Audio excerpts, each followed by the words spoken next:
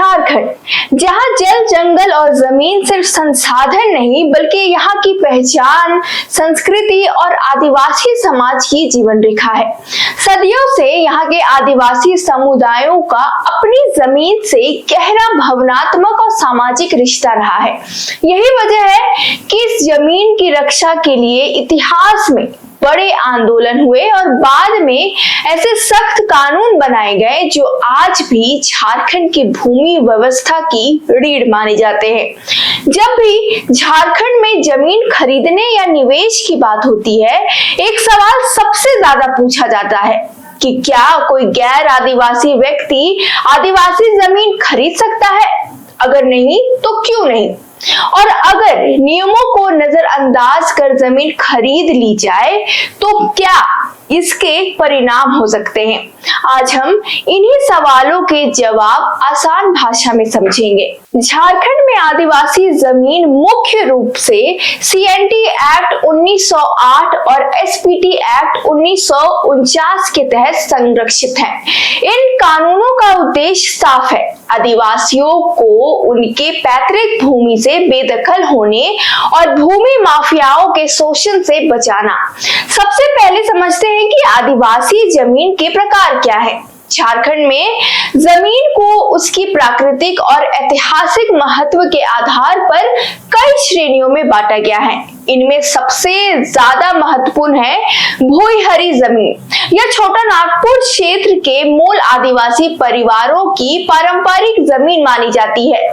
माना जाता है कि इनके पूर्वजों ने जंगल साफ कर खेती योग्य भूमि बनाई थी, इसलिए इस जमीन पर उनका अधिकार बेहद मजबूत माना जाता है और इसका ट्रांसफर सामान्य रूप से लगभग असंभव है। दूसरी श्रेणी है मुंडारी खूंट कट्टी जमीन। यह खास तौर पर मुंडा समुदाय से जुड़ी जमीन होती है। इसकी सबसे बड़ी विशेषता यह है कि यह किसी एक व्यक्ति की निजी संपत्ति नहीं मानी जाती बल्कि पूरे परिवार या वंश का सामूहिक अधिकार होता है। कानून के मुताबिक इस जमीन की बिक्री या व्यावसायिक ट्रांसफर पूरी तरह से प्रतिबंधित है। तीसरी श्रेणी है कोडकर जमीन की है।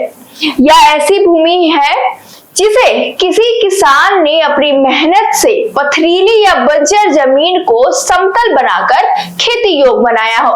ऐसे मामलों में भी स्थानीय रैयतों को विशेष अधिकार प्राप्त होते हैं। और चौथी श्रेणी है रेती जमीन। यह सामान्य खेती की जमीन होती है जिस पर किसान का कानूनी कब्जा होता है और वह सरकार को लगान देता है।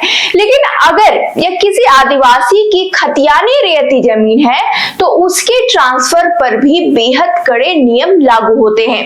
अब आते हैं सबसे अहम सवाल पर कि क्या गैर आदिवासी जमीन खरीद सकता है? इसका सीधा सीधा जवाब है नहीं। सामान्य परिस्थितियों में कोई भी गैर आदिवासी, चाहे वह सामान्य वर्ग, ओबीसी या एससी से हो, किसी भी आदिवासी यानी एसटी व्यक्ति की जमीन कानूनी रूप से नहीं खरीद सकता। सीएनटी एक्ट की धारा 46 और एसपीटी एक्ट के सख्त प्रावधान आदिवासी जमीन को गैर आदिवासी को बचाने, दान देने और लीज पर देने या बंधक रखने पर सख्त रोक है।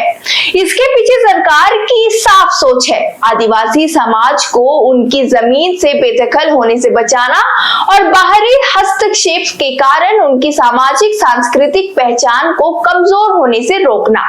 यही कारण है कि अगर कोई व्यक्ति सादे कागज, आपसी समझौते या फर्जी दस्तावेजों के जरिए आदिवासी जमीन खरीदने की कोशिश करता है तो वह गंभीर अपराध माना जाता है। यहाँ धारा 71A बेहद महत्वपूर्ण हो जाती है। इसके तहत यदि किसी आदिवासी की जमीन गलत तरीके से कब्जा ली गई हो तो SAR कोर्ट या उपायुक्त उस जमीन को वापस मूल मालिक या उसके उत्तराधिकारियों को दिला सकते हैं। हालांकि कानून पूरी तरह बंद दरवाजा नहीं है। कुछ विशेष परिस्थितियों में सीमित ट्रांसफर की अनुमति दी जाती है। सीएनटी एक्ट के तहत छोटा नागपुर क्षेत्र में कोई आदिवासी व्यक्ति अपनी जमीन केवल उसी थाना क्षेत्र के दूसरे आदिवासी को बेच सकता है, लेकिन इसके लिए भी जिला उपायुक्त यानी डीसी की लिखित अनुमति अनिवार्य होती है। बिना अनुमति किया गया सौदा अवैध माना जाता है। इसी तरह एससी और ओबीसी जमीन मालिक भी अपनी जमीन अपने जिले के भीतर संबंधित वर्ग के व्यक्ति को डीसी की अनुमति से ट्रांसफर कर सकते हैं। इसके अलावा यदि सरकार को उद्योग, स्कूल, अस्पताल, सड़क या अन्य जनहित परियोजनाओं के लिए जमीन चाहिए तो कानूनी प्रक्रिया और मुआवजे के साथ भूमि अधिग्रहण लीज संभव हो सकती है।